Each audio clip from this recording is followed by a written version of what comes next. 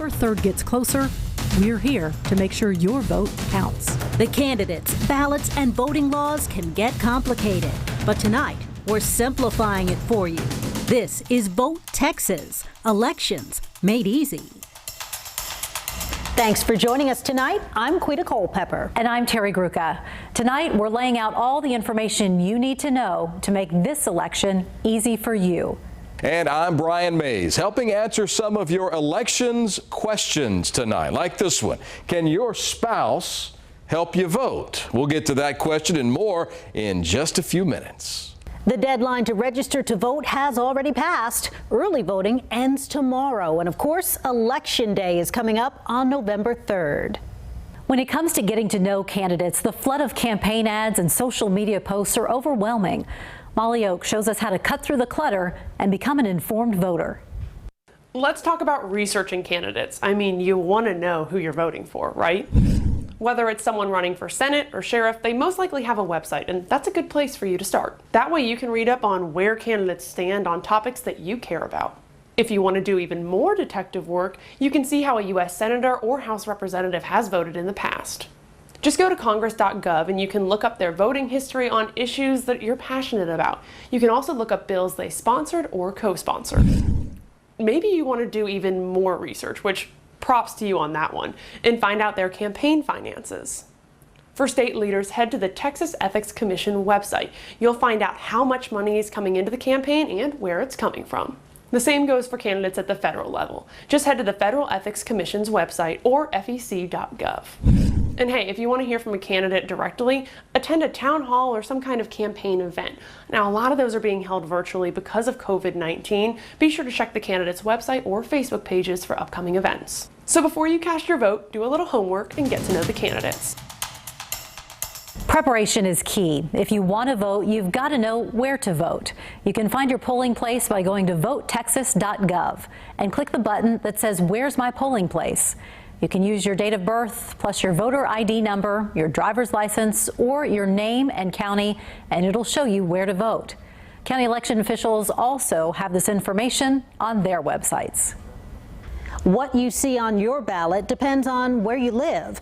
There's an easy way to get a sneak peek so there are no surprises when you go to cast your vote. Many county election websites in Texas allow you to pull up a sample ballot before Election Day. For example, VoteTravis.com asks you to plug in your name and birth date, or you can type in your voter unique identification number found at the top left corner of your voter registration certificate.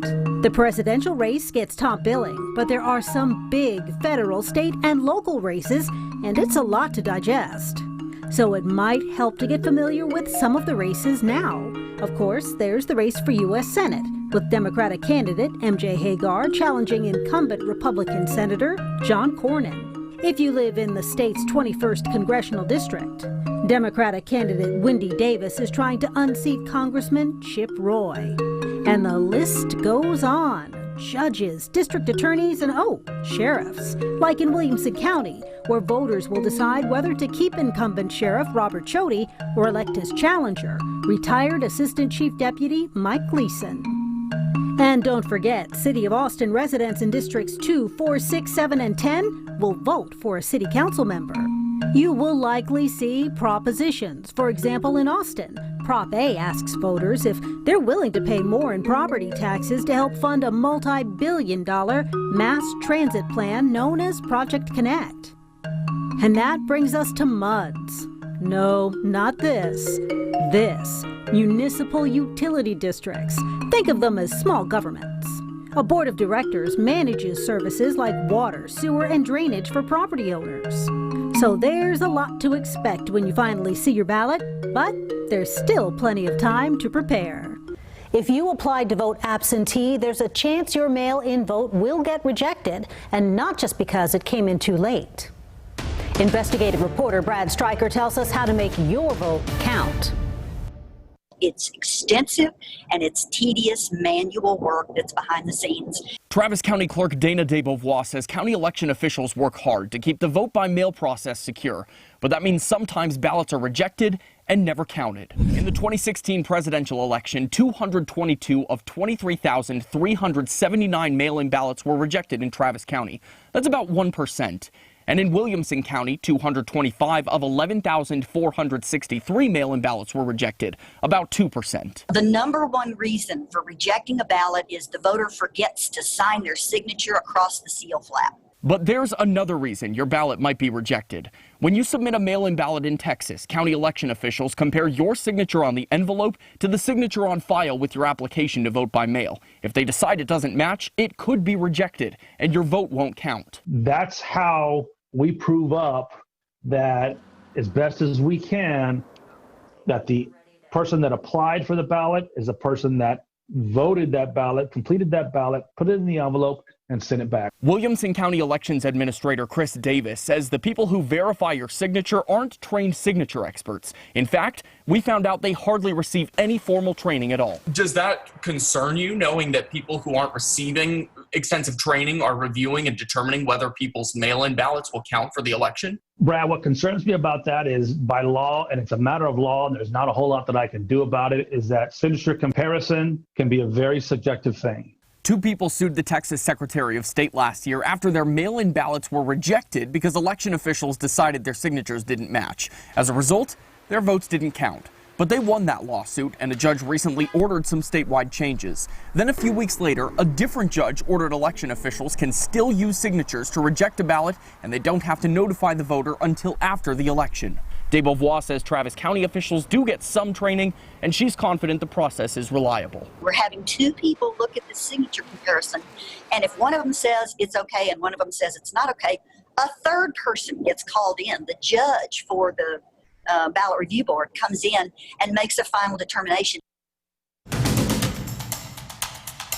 Anyone else go through the mental checklist of phone, wallet, keys, mask before leaving the house? Well, before you head out to vote, add one more thing to your list, an ID. And yes, I know you probably already knew that, but did you know that there are 7 different IDs that will work? Aside from a Texas driver's license, you can also use your passport. If you have a Texas election identification certificate, Texas personal identification card, or a Texas handgun license issued by DPS, you can use any of those too.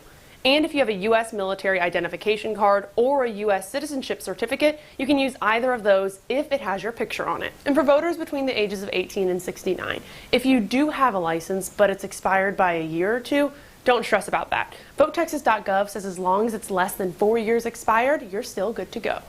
So don't forget one of these, and don't forget to vote Texas. If you go to a polling place to vote and you don't have an approved photo ID, or for some reason polling place officials can't verify your voter registration, you can fill out what's called a provisional ballot. There are 2 ways to make sure election officials will allow your provisional ballot to count. You have to either visit your county registrar's office to show them an approved photo ID, or if you don't have a photo ID, you might qualify for a reasonable impediment declaration. You'll have to show the poll worker one of the following: a current utility bill, a bank statement, government check, paycheck, a certified domestic birth certificate, or a government document with your name and address, including your voter registration. Let's get back to that question now. Can your spouse help you vote? Well, the answer is yes, but only under certain circumstances. Voters can receive help if they can't read or write, have a physical disability that prevents them from reading or marking the ballot, or cannot speak English or communicate only with sign language. Voters may not be helped by their employer. Next question: what is a poll watcher and what rules do they have to follow? Well, poll watchers can't simply show up. They must present a certificate of appointment that came from a political party, candidate, or ballot measure group that appointed them. Poll watchers can observe officials count ballots. They can also observe the installation of voting machines. They can't talk to voters or election officials unless they're reporting a problem to an election official.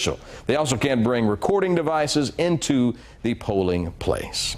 You can text your questions anytime, 512-459-9442. We'll see you again in just a few minutes. Thanks, Brian. And we're just getting started. Straight ahead, how the results of Election Day could make a big difference for the state of Texas. And answering questions about the Electoral College. Why does America use it? And what would it take to change it? You're watching Vote Texas, Elections Made Easy.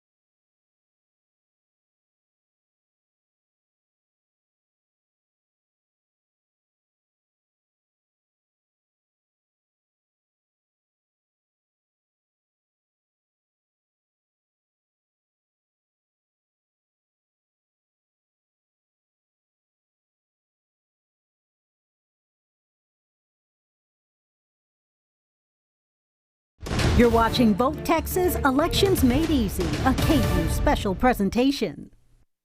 All 150 seats in the Texas House are up for grabs. Republicans have held a majority in the House since 2001. Luis De Leon talked with experts about how the results of Election Day could make a big difference in the future of the state. What goes on every 2 years inside of the state capitol impacts life for Texans. The next Texas legislative session is just around the corner, and the seats that are on the ballot could help determine whether future bills pass or fail, something political experts say is especially important this time around. You know, the legislature is important because they figure out, what's going to go on, what's the state government going to do about the coronavirus? What are they going to do about recession? What are they going to do about civil justice? And one huge task that the 87th Texas legislature will get done in 2021 is redistricting, literally dividing up the state into new political districts. It will really determine the direction that the legislature can go on all sorts of issues, including funding, public schools, transportation, criminal justice. Right now, Republicans rule the House with 83 seats. Democrats would need 9 to flip the majority over. Here in Central Texas, there are some tight races expected, including in District 45, which includes places like Dripping Springs and San Marcos. Incumbent Democrat Aaron Zwiener takes on Republican Kerry Isaac. In District 47, which covers places like Lakeway and Lago Vista, incumbent Democrat Vicki Goodwin is facing challenger Republican Justin Berry. And District 52, which has Round Rock, Hutto, and Taylor, pairs incumbent Democrat James Tallarico against Lucio Valdez. Statewide, this election will come down to how well the Democrats can get into those suburban areas and how well the Republicans can maintain control of suburban areas. And if you have a split legislature, it doesn't necessarily make it easier for the Democrats to pass bills, but it makes it more difficult for the Republicans to pass bills. Overall, experts say know the candidates and what they stand for. It really is about which party is in control over determining which bills move forward. We are getting a lot of questions about voting by mail. So let's get to some of those questions. One, is it true that you can only submit your mail-in ballot at the drop box? We've talked a lot about drop boxes this election cycle. That is not true. If you've been approved for and received a ballot by mail, you can either mail it back in or you can drop it off at your county's designated mail-in ballot drop-off location. Dropping off your mail-in ballot is simply an option. Next question for you. Can I correct a mistake with whiteout or by crossing out on my mail-in ballot? Well, we checked with election officials locally, and they say voters cannot use whiteout on a mail-in ballot. Do not do that. If you make a mistake on that mail-in ballot, bubble the selection you want and then put an X through the selection you don't want to make your vote very clear. Do you have a question about voting? Text us 512-459-9442. Elections officials across the country are working hard to process a surge of mail-in ballots. Still, some races may not have a clear winner on election night. Here's Molly Oak.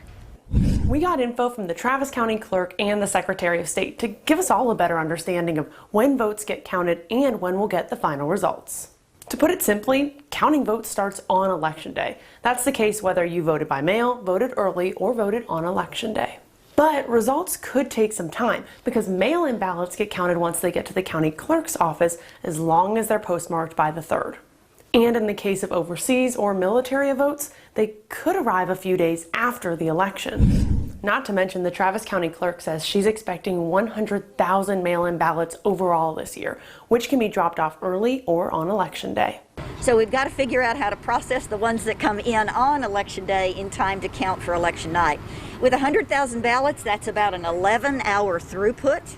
So we will start first thing on election morning, bright and early in the morning, tallying those ballots. Remember, any results we do get on election night are unofficial. According to the Secretary of State, all of the mail-in ballots needing to be counted could cause delays, and close races may not be called on election night. To make them official, they need to be canvassed. That pretty much means the final report, where everything has been checked. The canvass deadline is November 12th. Then they get sent to the governor, who reviews it and signs it, and only then are the results official. Why does the United States use the Electoral College to pick the president? The Founding Fathers were actually split. Should Congress choose the president or should it be left to the people? The use of electors was the solution. When you cast your vote for president, you're deciding which electors will represent your state. The number of electors in each state is determined by how many seats in Congress that state has.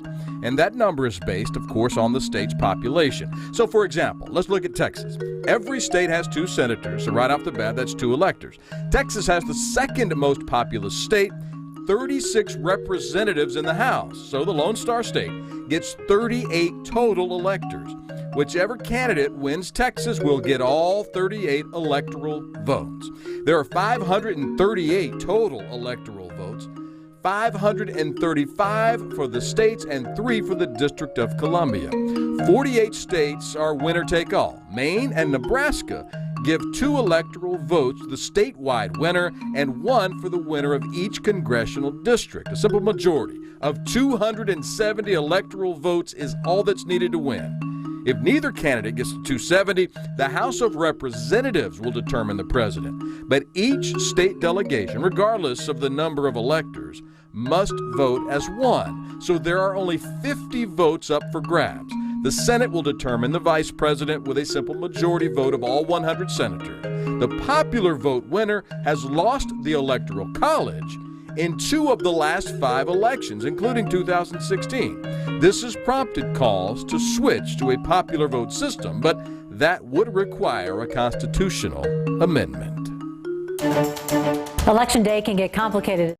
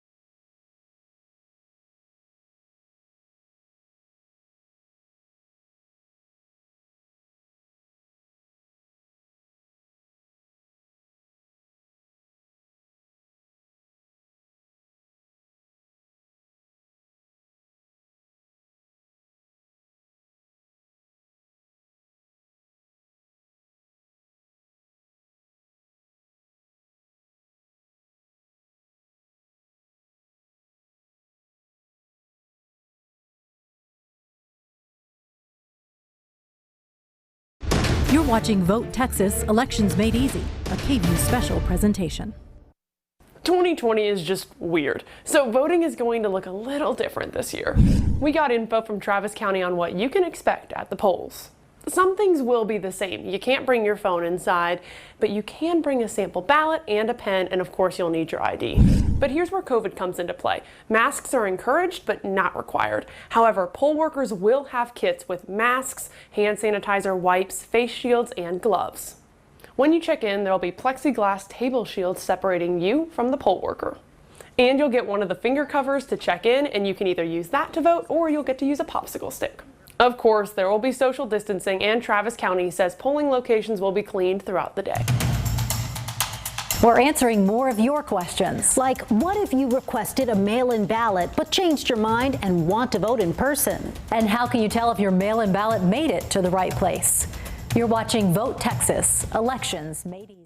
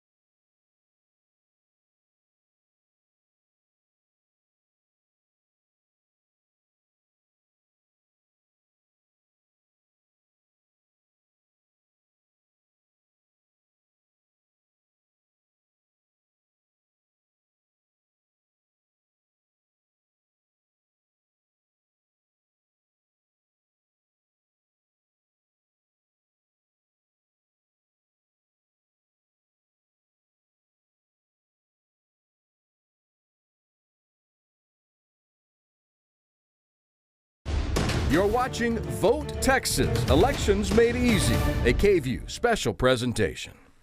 All right, more questions now. Another person asking, I received a mail-in ballot but have decided to vote in person. What do I do with the ballot I received? Well, elections officials say if you've been approved for and received a ballot by mail but choose to vote in person, you must bring your mailed ballot to the polling place where you go to vote and surrender that mail-in ballot to the on-site elections administrator.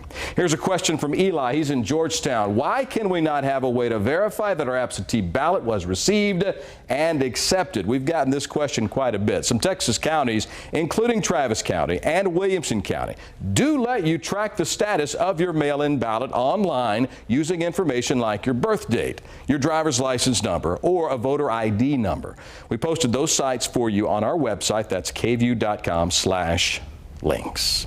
Keep those questions coming. 512-459-9442. We'll answer many of them every night on KVUE News at 6. Don't forget, even though polling places close at 7 p.m. on Election Day, as long as you're in line before then, Texas election laws say you can still vote. And we're committed to making sure you have all the information you need to vote. Text VOTE to 512-459-9442, and we'll send you a link to KVUE's voter guide. It breaks down some of the big races and helps you find your voting location. Thanks so much for joining us tonight. On election night, we'll have full coverage of your local, state, and national election results. And you can watch right here on KVUE, and all night long we'll have live updates on our website, KVUE.com. Have a great night, everyone.